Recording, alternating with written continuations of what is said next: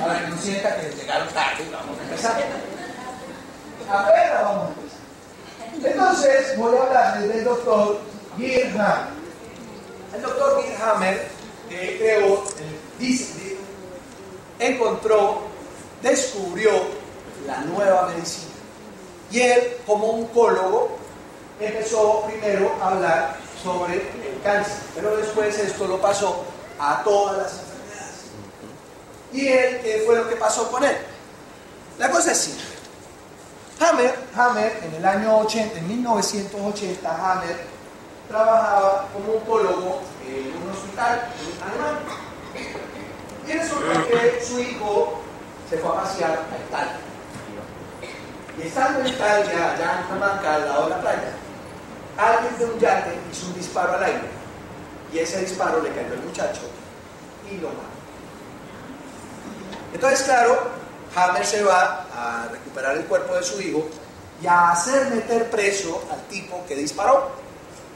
Pero resulta que el tipo que disparó era el príncipe heredero de la corona de Italia. En Italia no hay rey, pero existe todo el linaje monástico.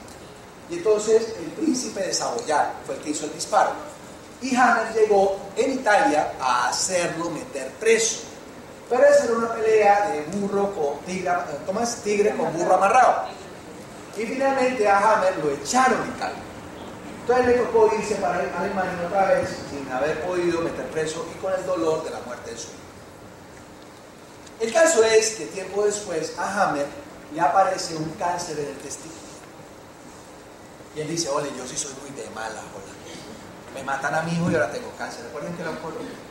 Pero eso no fue lo peor. Lo peor fue que a él estaban diagnosticando cáncer en el testículo y a su esposa le diagnosticaban cáncer de eso. Entonces dijo, ole, no, esto no es casual. Debe haber algo que los dos tengamos en común, que haya hecho que a los dos nos haya dado cáncer a la vez. Así que, como él era oncólogo, empezó a buscar corrientes electromagnéticas, exposición a desechos tóxicos, radioactivos, medicamentos, rayos X. Empezó a buscar por todos lados qué tenían en común y no encontró. Lo único que él tenía en común con su esposa era el dolor de la muerte. Entonces Hammer se preguntó, ole, ¿por qué nos dio cáncer a los dos por el dolor de la muerte de nuestro hijo? ¿Será que acaso nuestro cuerpo está reaccionando para que toda la atención que antes teníamos en el dolor de la muerte de nuestro hijo la pongamos en el cáncer?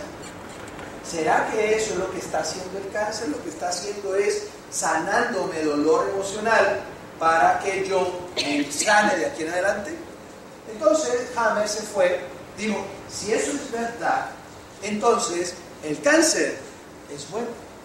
Y se fue a mirar en sus historiales médicos a ver si era verdad que esos pacientes tenían un antecedente emocional o psicológico previo. Y encontró, oh sorpresa, óigame la cifra, que todos, el 100% de sus pacientes con cáncer, todos tenían un antecedente psicológico emocional. Y él empezó a decirle a todo el mundo, el cáncer es bueno.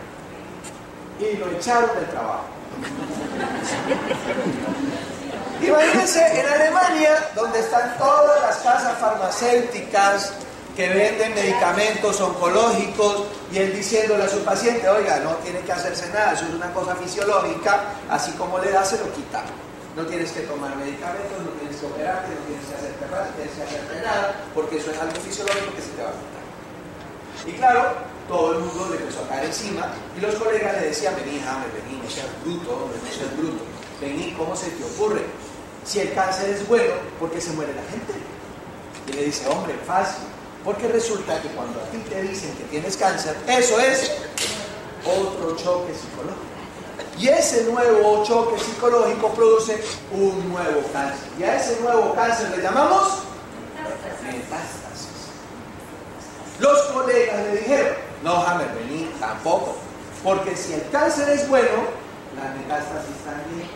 Entonces, ¿de qué se muere la gente? Entonces Hammer les dijo, hombre, de programación. ¿Cómo de programación? Simple. Todos nosotros sabemos que para que una célula de cáncer se convierta en un tumor, deben pasar años para que una célula se convierta en un tumor. Esa es la razón por la cual a las mujeres les toman una citología cada año. Porque tienes todo un año para descubrir si hay alguna célula que se esté reproduciendo anormalmente y entonces llegan, la cortan, la tratan, la queman y no pasó nada. Lo mismo con la mamografía, te descubren a tiempo y no pasó nada. Porque decía, ¿cómo puede ser posible que me llegue un paciente que tiene metástasis en la metástasis, está lleno, invadido de cáncer? Yo lo veo, yo sé que lleva años con cáncer, pero yo apenas lo veo le digo, te quedan 3 meses de vida. ¿Y saben qué es lo peor? Que a los 2 meses, 29 días, el tipo se muere. Y la familia dice, ole, bueno, doctor. Acertado. Le pegó. Buena de médico. Para que entiendan, yo, aquí hay muchos médicos, los estoy viendo, me encanta que estén aquí, los felicito. Hay un caso muy conocido de un paciente, es iatrogenia americana, si lo encuentran en Google. Y es un paciente que a los 50 años, un día decide irse a hacer un chequeo médico. Cumple 50 años y se va a la clínica a hacerse un chequeo ejecutivo. Y de la clínica lo llaman y le dicen, señor, qué pena con usted, pero le encontramos que está invadido de metástasis en el hígado. Entonces el señor hace la pregunta del millón, ¿y cuánto tiempo le viene a quedar? Y no, usted, no, ni el cancho. Usted máximo, por ahí 3 meses. Y efectivamente a los 2 meses, 29 días, el tipo se muere. Pero estamos hablando de una clínica prestigiosa de Estados Unidos, llena de científicos. Entonces los científicos dijeron, ole, si el cáncer era metastásico, si estaba invadido el hígado de metástasis, ¿dónde tenía el cáncer original? Así que decidieron hacerle una necropsia para ver de dónde venía el cáncer original. Y oh, sorpresa, encontraron que lo que el señor tenía en su hígado eran unos tumores benignos congénitos. El tipo había nacido hacía 50 años con sus tumores en el hígado y había vivido una vida sana hasta que le dijeron, te vas a morir. Y en el momento justo en que tú piensas que te vas a morir, adivina qué pasa. Empiezas a liberar toda esa farmacia interior llena de sustancias negativas que finalmente... ¿Qué dijo Hammer? Lo que realmente lo mata a uno no es el cáncer. Lo que realmente lo mata a uno es el miedo a morir de cáncer. El pánico a morir de cáncer. Cuando yo estudiaba medicina en Manizales, cuando hice mi internado lo hice en un hospital de neumología en Manizales, en el Hospital Santa Sofía. Y allá veíamos pacientes con problemas bronquiales, en un hospital de neumología, es decir, de los pulmones. Entonces veíamos todos los pacientes con problemas bronquiales crónicos, tuberculosis y cáncer. Y un día yo tenía un paciente que tenía una masa en el pulmón, aquí. Pero cada día este paciente se deterioraba más. Y entonces yo le decía a mi profe, profe, ¿por qué se está muriendo? Y entonces me veían como con cara de bruto, así. ¿Tiene cáncer? Digo, sí, profe, yo sé que tiene cáncer, pero es que esa masa no está haciendo presión, no está haciendo daño, no está dañando nada, entonces ¿de qué se está muriendo? Y decía, nadie sabe. Hoy sabemos que la gente se muere de miedo a morir. Entonces, ¿qué dijo Hammer? Lo que tienes que empezar a hacer a partir de hoy es pensar que el cáncer es una enfermedad, es un proceso biológico sensato que te está curando de otra cosa en tu mente para sanar. Él llama a eso que ocurre en mi mente conflicto. Y vamos a empezar a hablar de los conflictos. Entonces Hammer creó 5 leyes. ¿Qué significa una ley? ¿Qué es una ley? Resulta que si yo tiro este lapicero, si yo tiro este lapicero 100 veces para arriba, este también otra vez. Si yo lo tiro 100 veces para arriba, ¿qué va a pasar? 100 veces va a caer, porque hay una ley que lo atrae, que es la ley de la gravedad. Entonces él empezó a hablar de que esas leyes siempre se cumplen, no importa si crees o no, ¿sí? Entonces él empezó a hablar, a describir por qué nos enfermamos. Y ahora sí, vamos a comenzar. ¿Por qué nos enfermamos? Lo primero que dijo Hammer es, mire, cada vez que usted tiene un choque psicológico, ese choque psicológico, él dijo, ese choque ocurre algo en tu mente que produce que ocurra un cambio en tu cerebro, y ese cambio en tu cerebro hace que se produzca un cambio en tu órgano. La parte del cerebro que se afecta por el conflicto inmediatamente afecta el órgano que tiene que ver con esa parte del cerebro. ¿Me siguen hasta ahí? Sí. El conflicto es algo que hace que en mi cerebro haya un cambio. Y esa parte donde hay el cambio es la que tiene que ver con ese órgano. Y empieza a afectar ese órgano específicamente. Para que ese choque psicológico, ese conflicto realmente nos enferme, debe reunir tres características. Él le llamó el síndrome de Dirkhammer. Dirk es el nombre de su hijo. Entonces él empezó a hablar de que ese conflicto generaba un cambio en mi mente, en mi cerebro y en mi cuerpo, y a eso le llamó el síndrome de Dirkhammer.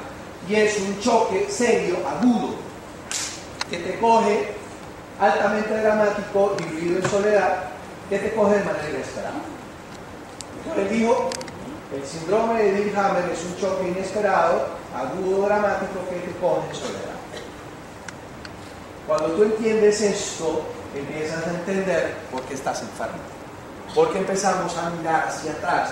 ¿Qué pasó en mi vida? ¿Qué hizo que apareciera un conflicto que hiciera que cambiara mi cerebro, que alterara mis órganos? ¿Vamos hasta ahí? Muy bien. Ahora, esto vamos a empezar a entrar en materia, pero voy a hablar del cáncer porque fue inicialmente de lo que habló Hammer. Pero hoy en día hablamos de cualquier enfermedad. Todas las enfermedades tienen este programa especial biológico sensato para curarte. Y vamos a entender qué tenemos que hacer para curarnos. Entonces él dijo, mire, ese choque psicológico genera un cambio en tu cerebro. Y él le llamó el foco de Hammer. Así se llama, foco de Hammer.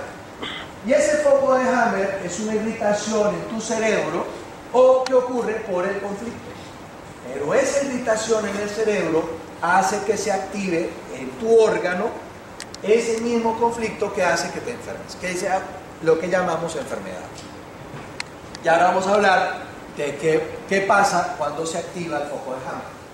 Vamos hasta ahí, ¿verdad? Sí. El problema con el foco de Hammer es que inicialmente, cuando empezaron a describir el foco de Hammer, los radiólogos pensaban que no tenía ninguna importancia. Entonces, como no tenía ninguna importancia, y si usted tiene un cáncer en el hígado, pues se le tomaba una resonancia y no se ve en la resonancia, solo se ve en la escanografía. Entonces, no le pararon muchas bolas. ¿Qué dijo Hammer? Dijo que depende del conflicto, eso va a determinar el foco en el cerebro, y ese foco en el cerebro va a generar el cambio en tu cuerpo. Me explico. Si un hombre tiene un negocio, tiene su empresa, y un día él está pagando deudas, vive estresado, entonces está con gastritis, vive estresado, se le sube la presión, pero un día llegan a embargarlo y le quitan todo y le dejan en la calle. Eso es un choque psicológico que lo coge altamente agudo, que lo coge de manera inesperada y en soledad. Y eso hace que él pueda responder de diferentes maneras. Entonces el conflicto puede ser que como pierdo todo, pierdo poder.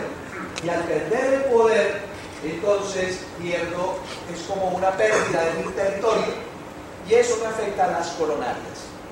La pérdida de poder, la pérdida de territorio afectan el corazón. Pero puede suceder que él lo que tenga es un miedo a morirse de hambre, de que voy a vivir de aquí adelante, de que voy a vivir mi familia. Y ese conflicto en su mente ya no es de pérdida de poder, sino de miedo a morir de hambre. y eso afecta el hígado.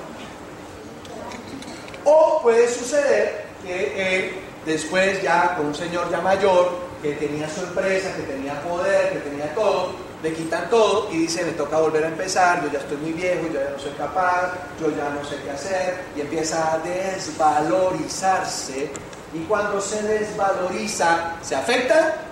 Los huesos. Los huesos. Entonces, empezamos a entender que dependiendo del conflicto, de eso nos vamos a enfermar. Hágale, pregunte. Quería decir una cosa. Pienso que hay que hacer la claridad en el sentido de choque inesperado. Él no la espera, la persona no la espera. Y además, cuando hablamos de vivirlo en soledad, es que la persona realmente ni lo comenta ni lo habla, sino que se lo está tragando. Entonces, esas tres cosas, choque dramático, inesperado y vivirlo en soledad, es lo que hace que se dispare ese programa biológico. Si pasa cualquier cosa y nunca hay nada inesperado, sino que hay personas que todo esperan, pues por obra y gracia del Señor que pase, no van a tener desarrollo de programas biológicos.